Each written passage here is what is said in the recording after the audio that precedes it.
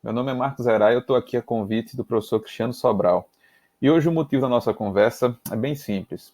A gente está no meio de uma pandemia e muita gente fica preocupado com o que fazer com seus contratos. A gente tem tanta ferramenta no Código Civil, mas parece que na hora que você tem que pensar o que você vai fazer, você precisa parar para entender que cada ferramenta serve para uma finalidade específica. Então a gente vai ter aqui uma breve conversa e o objetivo dessa conversa é um só. Como é que eu vou fazer para utilizar as ferramentas do Código Civil para resolver os problemas dos meus clientes ou até os meus próprios problemas dos contratos que eu celebrei? Então, o que é que a gente vai fazer aqui? Eu preparei algumas telas, as telas tratam sobre artigos do Código Civil, para você entender a diferença entre cada um deles. Mas primeiro e antes de mais nada da gente ir para a tela, quando é que seu contrato foi celebrado? Nós estamos falando de um contrato que foi celebrado antes de toda essa confusão começar, ou já foi um contrato celebrado agora que as pessoas se desentenderam? Isso é uma informação crucial para você. Segundo ponto que é essencial para você: que tipo de legislação se aplica ao seu contrato? Nós estamos falando de uma relação de consumo ou a gente está falando de uma relação regida pelo Código Civil? Como o nosso tempo é limitado, eu vou tratar para vocês, basicamente, de ferramentas no Código Civil. Não quer dizer que o raciocínio que eu vou colocar aqui não sirva para a relação de consumo. Dentro de um diálogo das fontes, é possível você buscar no Código Civil soluções para construir o seu caminho no Código de Defesa do Consumidor, mas essa não é a minha preocupação essencial. E qual é a diferença primordial aqui para você entender? Se eu estou numa relação de consumo, eu pressuponho vulnerabilidade de uma das partes, o consumidor. Se eu estou numa relação civil, e esse é o nosso objeto de estudo, até segunda ordem, o que vai acontecer é que a gente pressupõe paridade, pressupõe equidistância. Significa dizer que as pessoas eram livres quando contrataram e o fizeram em condições de igualdade, tá? Então, primeiro, eu vou imaginar que você celebrou o contrato antes de começar a confusão da pandemia da Covid. Segundo, eu vou partir do pressuposto que o seu contrato vai ser disciplinado pelo Código Civil, ou seja, eu estou diante de uma relação paritária. Terceiro e muito importante, o contrato que a gente está discutindo, está imaginando aqui para analisar, é um contrato que não tem cláusula nenhuma tratando a pandemia. Eu acho que isso é importante. Não é difícil você encontrar em algumas áreas negociais pessoas que, mesmo sem essa confusão específica, já pensaram lá atrás em cláusulas contratuais para situações imprevisíveis, para situações extraordinárias. E se essa cláusula existe, claro que o ponto de partida vai ter que ser a análise dessa cláusula específica, tá? Eu estou utilizando uma ferramenta aqui que vai me permitir compartilhar a minha imagem com algumas telas que eu preparei para vocês, tá? Então, vejam, eu agora fiquei pequeno aqui para vocês, para poder a gente começar a analisar isso. Aqui está mais ou menos o título da nossa conversa hoje. Então, a nossa conversa é sobre que ferramentas o Código Civil dispõe para enfrentar a alteração das circunstâncias, a mudança da base objetiva do negócio em tempos de pandemia da Covid. E, pessoal, o primeiro dispositivo que eu quero mencionar para vocês, para a gente começar essa conversa, eu vou aqui passar a tela, é o primeiro dispositivo para a gente analisar, é um dispositivo que está na parte geral do código. Esse dispositivo aí, ó, o artigo 156. Você conhece o dispositivo? É o dispositivo que trata de estado de perigo. Vocês estão vendo aqui a discussão sobre o estado de perigo que eu grifei para vocês aqui. Ô Marcos, por que é importante eu partir do pressuposto de estudar isso? Primeiro aspecto. O artigo 156 trata de uma situação onde você contratou e o contrato já nasce com desequilíbrio genético, desde o início, que tem uma prestação desequilibrada. Eu fico pensando para situações de alguém que precisa de um remédio, que tem que tomar um remédio, que acha que o remédio vai salvar ele nessa época, e chegou na farmácia e a pessoa cobrou um preço desproporcional pelo remédio. Tá? Eu fico imaginando a situação de alguns produtos, e a gente no começo teve uma correria nas lojas por álcool gel, por máscaras, por luvas, e talvez você encontre situações onde esse dispositivo é interessante. Eu quero chamar a atenção para dois aspectos em relação a esse dispositivo. Tá? O primeiro, alguém premido necessidade de salvar-se, aqui a pessoa acha que vai morrer, o risco é pessoal, que vai sofrer um dano pessoal, tá? Ou a pessoa de sua família, assume um dano, de grave dano conhecido da outra parte. Quem vai negociar com você precisa saber da circunstância, tá? E é por conta disso que você assume prestação excessivamente onerosa. O interessante você imaginar, quando a gente fala do estado de perigo, e essa lógica vai servir para o próximo artigo, que é o artigo que trata da lesão, é o seguinte: eu estou diante de contratos instantâneos. O contrato já foi celebrado, você já executou o contrato.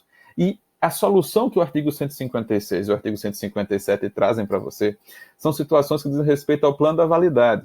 O que a pessoa que é vítima desse negócio busca em juízo é a invalidação do contrato. Esse é um contrato anulável, mas a outra parte pode sugerir permanecer salvando esse contrato, conservando esse contrato, se ela pleitear, por exemplo, a redução do proveito. Então, vejam, o Código não fala na revisão do contrato por lesão. O Código não fala na revisão do contrato por estado de perigo. O que o Código fala é que lesão e estado de perigo são vícios de consentimento. E quando eles acontecem, você pode invalidar o negócio. Mas se você pode o mais, que é invalidar o negócio, por que não pleitear o menos, que é a revisão do negócio? E nessa parte, pessoal, existe uma discussão doutrinária. Alguns falam que só seria possível rever o negócio se a outra parte concordasse com a redução do proveito dela. Caso contrário, a solução, dizendo respeito ao seu pedido, é uma solução de retirar as consequências do contrato, porque ele vai ser considerado anulável, tá? A tendência é, em nome da função social do contrato, que você passe a buscar conservar o contrato na medida do possível. Isso eu acho importante. Mas qual é a diferença, eu não me lembro mais, entre a lesão e o estado de perigo? A gente primeiro conversou aqui sobre o artigo 156, está aqui, coloquei para vocês, e agora a gente vai conversar sobre o artigo 157. Só que aqui, pessoal, tem alguns elementos que são muito semelhantes com o que a gente estava estudando anteriormente. Só que acontece, deixa eu sair daqui para poder colocar um marca-texto para vocês.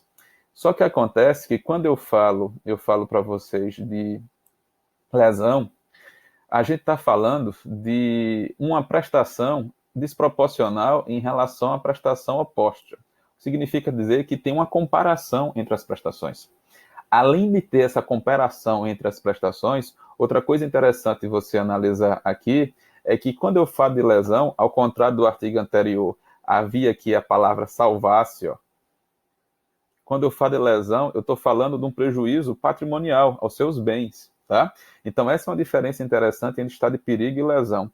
No estado de perigo, a pessoa chega para contratar com outro e o outro sabe da situação de risco que a pessoa se encontra ou acha que se encontra. Na lesão, o que eu vou fazer é comparar a sua prestação, o que você vai pagar, o que você vai lucrar com a prestação do outro, tá? Levando em consideração que a gente tem regras de oferta e de procura, e o parágrafo 1º do dispositivo que a gente está tratando aqui, ó, diz assim, ó, aplica-se a desproporção das prestações segundo os valores vigentes ao tempo em que foi celebrado o negócio jurídico. Pessoal, não preciso dizer a vocês que tem várias circunstâncias agora que estão custando, mais vários negócios estão custando mais caro os objetos por conta da dificuldade de consegui-los, por conta da dificuldade de frete, e isso vai ser analisado levando em consideração o momento que você contratou, e não agora. Tá? Então, vejam, eu estou no campo da parte geral do código, eu estou mostrando para vocês duas ferramentas que atuam no plano da validade, e essas ferramentas, quando incidem, vão gerar a retirada dos efeitos daquele negócio. Esse é o objetivo. Mas se eu for avançando no código, eu vou encontrar outras ferramentas interessantes que vale a pena a gente discutir aqui. Por exemplo, eu vou passar de tela de novo, e a gente agora vai para o artigo 317. E ele vai dizer assim, ó, quando por motivos imprevisíveis, e a grande maioria dos autores concorda que a pandemia que está acontecendo se encaixa aqui como motivos imprevisíveis, sobrevier desproporção manifesta entre o valor da prestação devida e o momento de sua execução, pode o juiz corrigi-lo, de modo, a pedido da parte, de modo que assegure o quanto possível o valor real da prestação. Vocês estão acompanhando aí. Existe uma interpretação restritiva desse dispositivo, dizendo que esse dispositivo se refere, dentro do capítulo do código onde ele foi colocado, a uma discussão apenas sobre correção monetária das prestações do dia que ela é celebrada até o dia que ela vai ser efetivamente executada, mas a tendência hoje é que você utilize esse dispositivo para reforçar a possibilidade de revisão daquilo que foi estabelecido pelas partes pelo magistrado. O grande problema é que quando você está numa relação de consumo, basta a desproporção, um elemento objetivo para que você vá ao judiciário buscar com o magistrado a revisão daquele negócio. Quando a gente está no Código Civil, o elemento objetivo, a desproporção pura e simples, não é suficiente. A gente tem outros elementos que estão estabelecidos na legislação e normalmente os elementos têm um caráter subjetivo. Vocês percebam que esse dispositivo que eu estou mencionando para vocês aqui, eu vou voltar para ele agora para vocês verem, ele fala de motivo imprevisível, tá? Aquilo que não foi imaginado pelas partes na hora que elas resolveram celebrar o negócio. Mas percebam que o artigo 156, o artigo 157 e o artigo 317, eles têm algo em comum. O que é algo em comum? Tá? Nas três circunstâncias, eu estou tendo desproporção, numa pelo risco de salvar, e por isso que eu aceito, de me salvar, na outra por necessidade, e por isso que eu aceito, e aqui eu estou comparando o dia que eu fiz o contrato com o dia que eu vou executar o contrato. E aí eu vou pegar essas duas datas e vou comparar a desproporção dessas duas datas. Então não dá para confundir esses três dispositivos, porque esses dispositivos têm sentidos, funções diferentes. E é isso que eu preciso que você entenda quando você for analisar o Código Civil. Tem um comportamento que eu acho muito ruim, que é das pessoas tentarem fazer uma petição e saírem empurrando na petição todos os artigos que encontrar no código, que acham que vão resolver o problema. Não funciona desse jeito. Atrapalha mais do que ajuda. Esse é o momento de você analisar a circunstância específica e utilizar as ferramentas que aquela circunstância apresenta para você, o que você acha que é adequado àquele momento negocial que as pessoas estão vivendo. Eu vou seguir aqui a nossa conversa, vou mudar de tela e agora vou para o artigo 393, um dos artigos, sem dúvida, mais mencionados quando se fala de pandemia de Covid. Vejam, o artigo me diz assim, ó, o devedor não responde pelos prejuízos resultantes de caso fortuito ou força maior, se expressamente não houver por ele se responsabilizado. Eu já falei isso no começo. Se existia uma cláusula dizendo o que é que acontece em caso fortuito e força maior, em princípio vale o que está escrito na cláusula. Só que a maioria dos contratos celebrados não tem essa cláusula. E as pessoas agora estão colocando a mão na cabeça dizendo assim, podia ter resolvido isso. E já que eu não fiz, o que é que acontece? Primeiro, pessoal, antes de mais nada, abra um canal de negociação com a outra parte. Mas se não for possível, se chegar a um impasse, aí você vai para o judiciário. Só que percebam que esse dispositivo que eu estou colocando aqui para vocês, ó, o devedor não responde pelos prejuízos. Eu estou numa situação diferente, porque essa aula era alteração das circunstâncias por conta da pandemia. Quando eu falo que as circunstâncias se alteraram, duas possibilidades.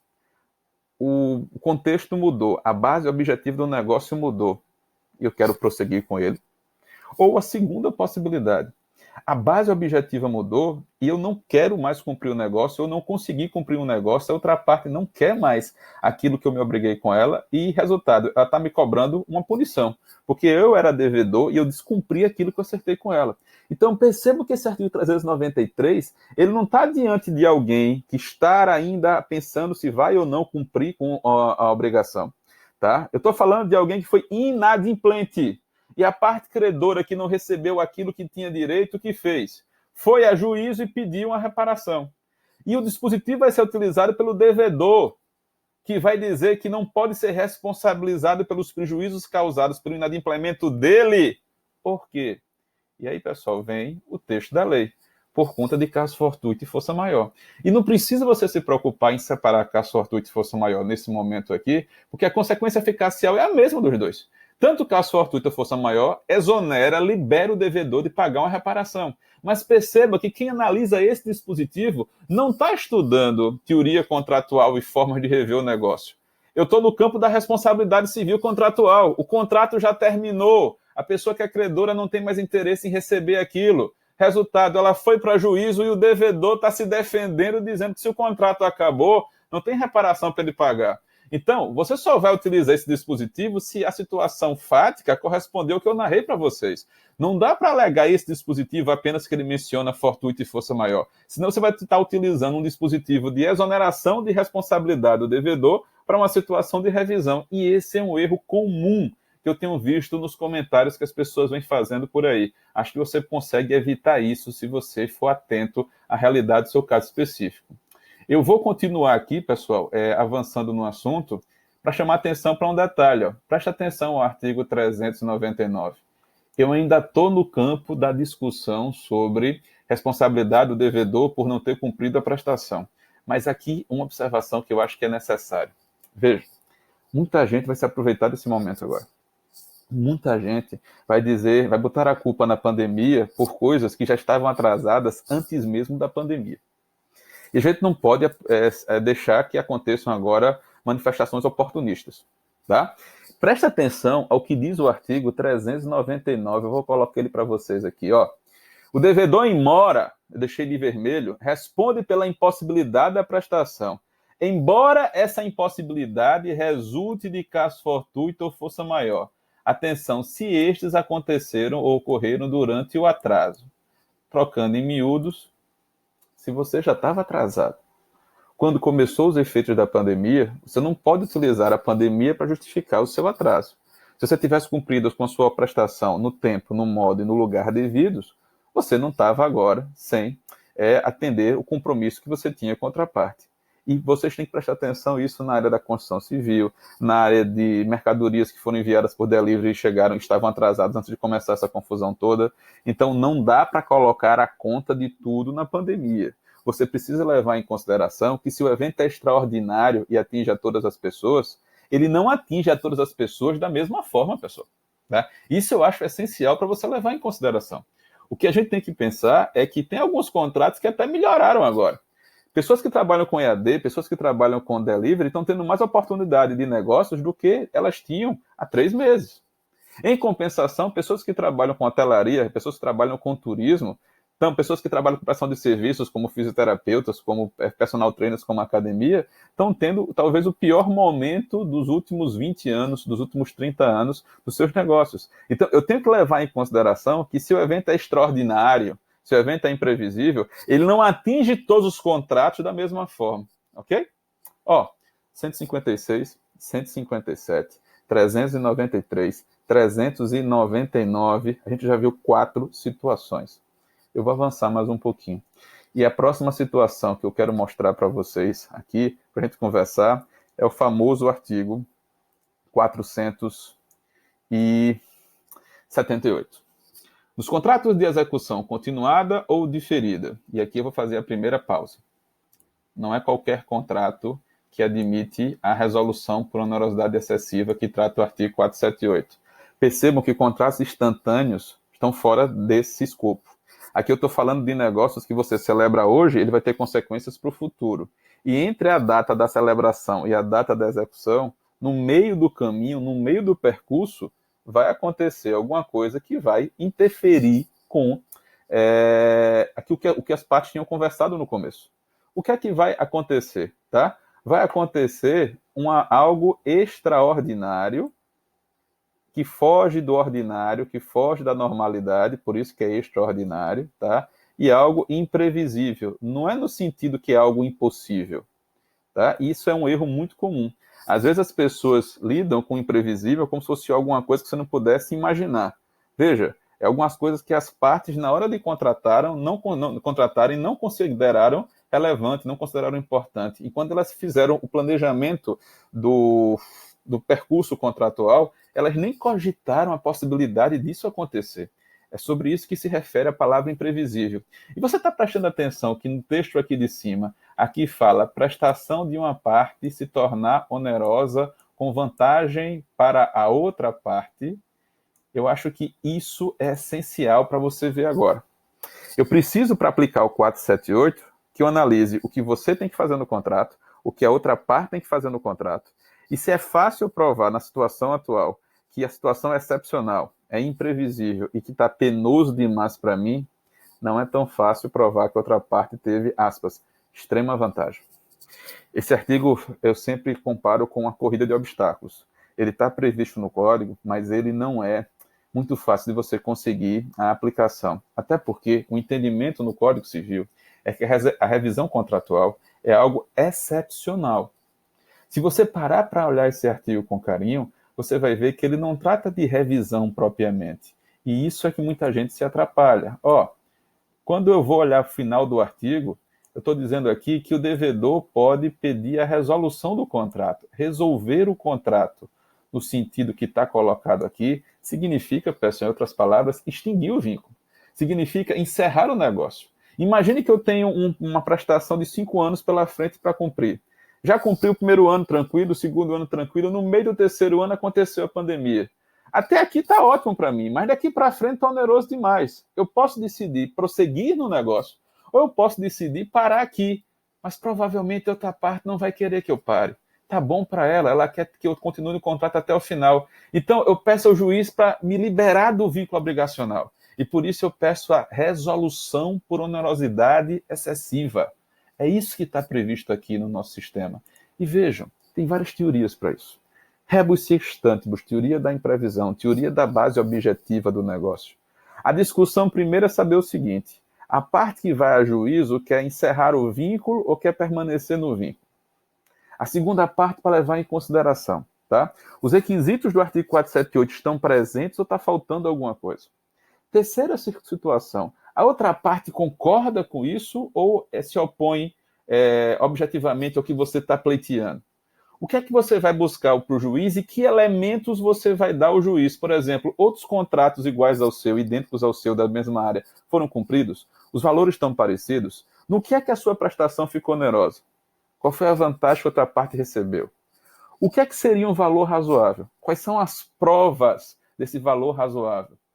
Não é uma ação fácil de você organizar, porque exige um esforço argumentativo enorme quando você prepara a petição inicial, tá? Mas esse é um argumento para você.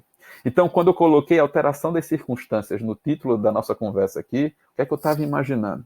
Eu estava imaginando um cenário onde, quando eu celebrei o contrato com você, o contexto era imagina aquelas aulas de química da gente, as condições normais de temperatura e pressão. No meio do caminho, a pressão subiu, a temperatura subiu, e eu não consigo mais cumprir o contrato da forma como eu imaginei. Aí, o nosso fundamento para pedir a revisão pode ser o da quebra da base objetiva do negócio. Dizer para o juiz que nós somos obrigados a cumprir o negócio rebus sic stantibus, ou seja, enquanto as coisas permanecerem do jeito que estavam na hora da contratação. Se as circunstâncias mudaram, se houve uma perturbação da relação obrigacional, significa dizer que as partes devem reequilibrar aquele negócio, entendendo a obrigação como um campo onde as pessoas devem buscar o melhor de implemento possível, e não uma quebra de braço onde eu vou sair ganhando e o outro vai sair perdendo. Eu acho que esse não é o objetivo da gente aqui nessa conversa, tá? Então, pessoal, eu apresentei mais um instrumento para vocês, para a gente analisar aqui. Então, entre o 317, 393 e 478, tem mais algumas coisas de índole mais geral que são essenciais para a gente terminar essa nossa conversa aqui. Eu vou voltar para o quadro e vou passar agora para vocês para a nova redação do artigo 113. Presta atenção que eu fiz aqui uma observação, incluído pela Lei 13.874. Que danado é isso? Essa é a lei da liberdade econômica, tá? E aí, pessoal, o que vocês vão perceber é que a partir de setembro do ano passado, o artigo 113 do Código, que trata da interpretação de como você deve analisar todo e qualquer negócio jurídico, ele passou a ter vários acréscimos. Eu coloquei o texto integral aqui do artigo 4 do 113, mas eu não vou ler todo para vocês aqui. O que é que me interessa? Parágrafo 1º. A interpretação do negócio deve-lhe se atribuir o sentido que... Aí você vai ver que tem vários itens aqui. O que mais me interessa aqui para conversar com vocês é esse aqui, o número 5. Dá uma olhadinha no número 5 que está aqui em cima. Aquele sentido que corresponder a qual seria a razoável negociação das partes sobre a questão discutida, inferida das demais disposições do negócio, e atenção, está em negrito, da racionalidade econômica das partes. Consideradas as informações disponíveis, atenção, no momento da celebração, e não no momento que aconteceu o problema específico que levou a pessoa a pleitear a revisão. Essa é uma alteração importante no Código Civil para quem não estudou parte geral de setembro até agora. Isso você tem que levar em conta, tá? Porque a gente passa a prestigiar no texto da redação do Código a autonomia privada, a força obrigatória dos contratos. Isso fica mais evidente ainda quando eu mudo de artigo e vou para o artigo 421-A. do Código. Olha o texto dele aí que eu coloquei para vocês. Vejam. Os contratos civis empresariais, a gente está no campo paritário, presume-se paritário e simétrico, até que a presença de elementos concretos justifique o afastamento dessa presunção. Ressalvado os regimes jurídicos previstos em leis especiais. E aqui está ressalvado o CDC, por exemplo. E aí, pessoal, olha o que acontece. Garantido também que as partes podem estabelecer os parâmetros da interpretação das cláusulas contratuais e os pressupostos da revisão ou da resolução do contrato. Deve-se observar a alocação dos riscos definidas pelas partes. E o que eu já vinha dizendo para vocês, a revisão contratual só vai acontecer de maneira excepcional e de maneira limitada. Estão vendo? Então, para quem está achando que a revisão é ampla e restrita e que é só fazer o pedido de revisão e que o juiz vai conceder a revisão, lamento informar que não vai funcionar desse jeito. A gente tem alguns projetos de lei no Congresso, no momento que eu estou gravando essa conversa com vocês, principalmente o PL 1179, que foi proposto no Senado, que podem mudar um pouquinho alguns aspectos do que eu estou conversando com vocês. Mas, na essência, está assegurado a autonomia privada e a força obrigatória dos contratos. Se eu fosse responder para alguém que me perguntasse, e aí, Marcos, tenho que cumprir o meu contrato na época da pandemia? A resposta é claro que sim. Se você não tem condições objetivas de fazer, você tem que explicar como e por que a pandemia lhe atingiu, se é possível ou não você cumprir parcialmente o contrato e que medidas você está tomando para evitar o prejuízo da outra parte do negócio.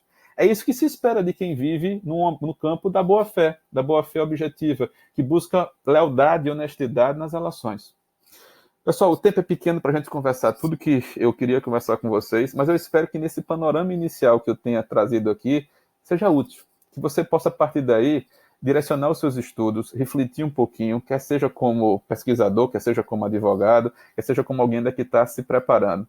A gente pode se encontrar nas redes sociais, se vocês quiserem, @marcoserá.